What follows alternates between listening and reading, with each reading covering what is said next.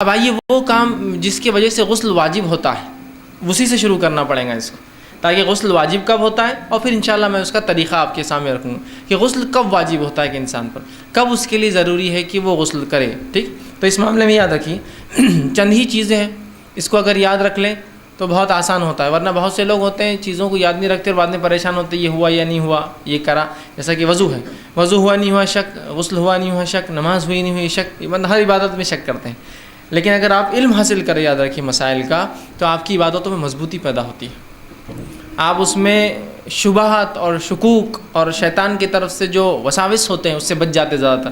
ایسے وساوس جو آپ کی عبادتوں میں شک ڈالتے ہیں کہ بھائی غسل ٹوٹ گیا ہوں گا، وضو ٹوٹ گیا ہوں گا، ہے نا، ناخن بڑے پتہ نہیں نماز ہو رہی نہیں ہو رہی، مطلب علم ہی نہیں اس چیز کا، فلاں چیز ہوگی تو اب میری نماز ہوں گی نہیں ہوں گی.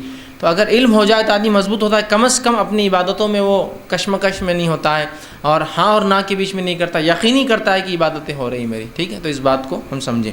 تو غسل کب واجب ہو جاتا ہے وہ چیز ہم دیکھتے ہیں. تو کب غسل ضروری ہے؟ تو پہلی چیز جنابت سے غسل واجب ہو جاتا ہے. یاد رکھیے جنابت سے غسل واجب ہو جاتا ہے، یعنی مرد اور عورت جمع کر لے، ہم بستری کر لے ایک دوسرے سے، تب بھی غسل واجب ہو، خواہ منی نکلے یا نہ نکلے، دونوں ہی شکل میں جو غسل واجب ہو جاتا ہے.